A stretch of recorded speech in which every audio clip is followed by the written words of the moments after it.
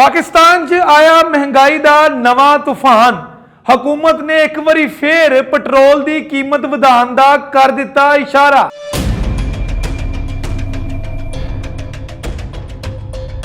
पाकिस्तान की तारीख च पहली बार महंगाई दे विच 500% इजाफा होया है। आम आवाम का कहना है कि हुकूमत सानू उंज ही मार दे।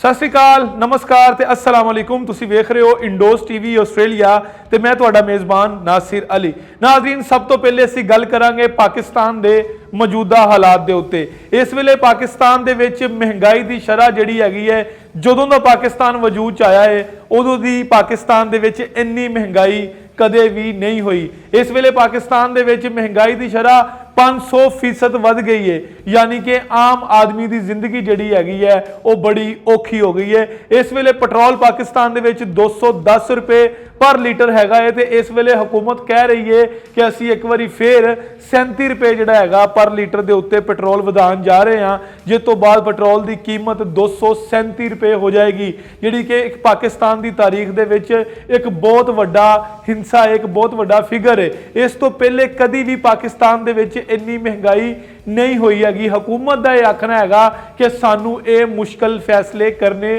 पै रहे ने। याद रहे कि जो इमरान खान की हुकूमत चल रही सी ते इस हुकूमत ने इमरान खान की हुकूमत सुटन जिहड़ा सब तो बड़ा पैंतरा यूज किया सी, इस्तेमाल किया सी, वो सी महंगाई। उदों भी आख्या जाता सी कि इमरान खान की हुकूमत जिहड़ी है वो मुकम्मल तौर पर फेल हो गई है ते इमरान खान की हुकूमत दे विच आम आदमी की जिंदगी जिहड़ी हैगी है वो बहुत औखी हो गई है। लेकिन जो नवी हुकूमत आई तो नवी हुकूमत इन्नी बुखलाहट का शिकार हो गई तो उन्होंने यही नहीं पता लग्या कि असी हुकूमत नूं किस ट्रैक ते लैके जाना है। पिछले 2 महीनों के पाकिस्तान च रिकॉर्ड महंगाई हुई है। जो हुकूमत दे विच आंदे ही नवी हुकूमत ने यह गल आखी कि इमरान खान की पॉलिसियां जिहड़ियां हैगियां सी वो अवाम दुश्मन सी तो उन्हां पॉलिसियां की वजह तो हुकूमत जिहड़ी हैगी है इस वेले मुश्किल दे विच हैगी है। ते कहना यह वे, वेखना यह वे कि इमरान खान दी पॉलिसियां सी, उस पॉलिसियां दे नाल अवाम नूं किस तरह रिलीफ मिल रहा सी। हुण इस वेले नवी हुकूमत ने जिहड़ा हैगा पेट्रोल 2 दफा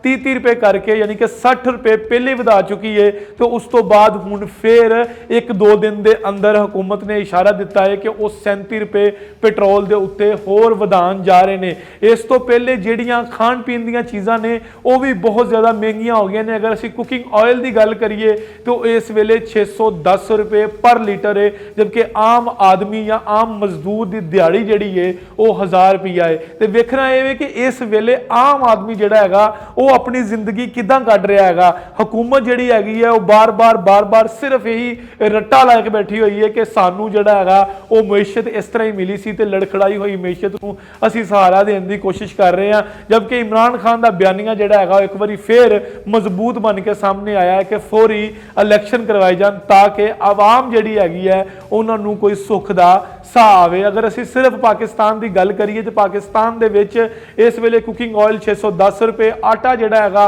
वो 70 तो 80 रुपए पर केजी। पाकिस्तान नूं एक एग्रीकल्चर मुल्क आख्या जाता है, लेकिन पाकिस्तान दे विच आटे की इन्नी कीमत, उस तो बाद पाकिस्तान दे विच चीनी जिहड़ी हैगी है वो बहुत ज़्यादा महंगी हो गई है। तबके आम आदमी जिहड़ियां आम शैवां इस्तेमाल करता है, दुध दही, वो भी 150 रुपए के कोल पहुँच गए ने।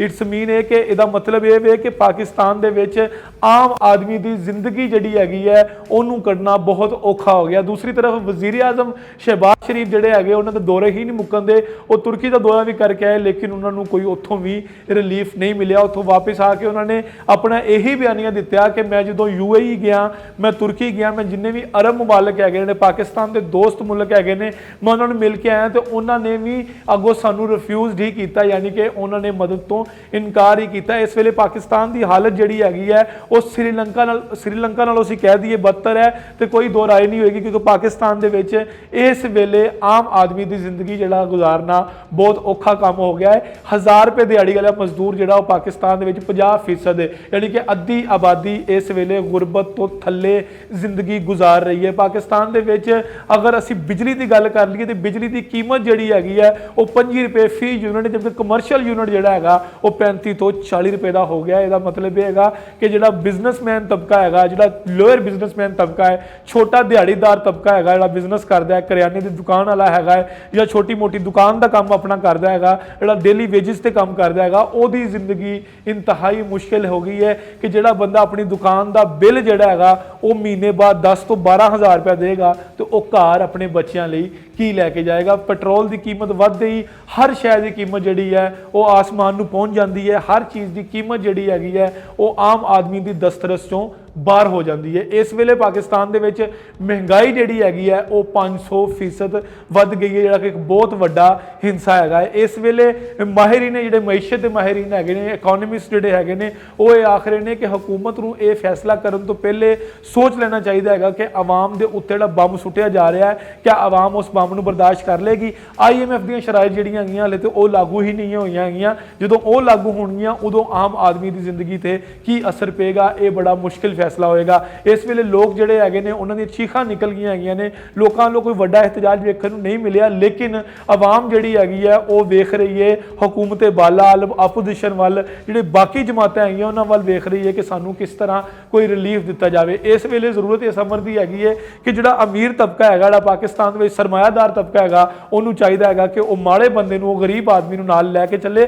ਅਗਰ ਪਾਕਿਸਤਾਨ ਦੇ ਹਾਲਾਤ ਵਾਕਈ ਮੈਸ਼ੀਅਤ ਵਜ੍ਹਾ ਤੋਂ ਖਰਾਬ ਨੇ ਤੇ ਜਿਹੜਾ ਤਗੜਾ ਬੰਦਾ ਹੈ ਉਹਨੂੰ ਚਾਹੀਦਾ ਹੈ ਕਿ ਉਹ ਮਾੜੇ ਆਦਮੀ ਨੂੰ ਸਪੋਰਟ ਕਰੇ, ਕਿਉਂਕਿ ਇਸ ਵੇਲੇ ਪਾਕਿਸਤਾਨ ਦੀ ਮਹਿੰਗਾਈ ਦੇ ਹਵਾਲੇ ਨਾਲ ਹਾਲਾਤ ਜਿਹੜੇ ਹੈਗੇ ਨੇ ਉਹ ਬਹੁਤ ਹੀ ਮੁਸ਼ਕਲ ਨੇ। ਅੱਲਾਹ ਕਰੇ ਕਿ ਪਾਕਿਸਤਾਨ ਦੇ ਹਾਲਾਤ ਬਿਹਤਰ ਹੋਣ। ਅਸੀਂ ਪਾਕਿਸਤਾਨ ਦੀਆਂ ਖਬਰਾਂ ਜਿਹੜੀਆਂ ਹੈਗੀਆਂ ਨੇ, ਪਾਕਿਸਤਾਨ ਦੇ ਹਾਲਾਤ ਜਿਹੜੇ ਹੈਗੇ ਨੇ ਉਹ ਤੁਹਾਡੇ ਤੱਕ ਇਸੇ ਤਰ੍ਹਾਂ ਪਹੁੰਚਾਉਂਦੇ ਰਵਾਂਗੇ। ਮੈਨੂੰ ਇਜਾਜ਼ਤ ਦਿਓ। ਅੱਲਾਹ ਹਾਫਿਜ਼ ਨਾਸਰ।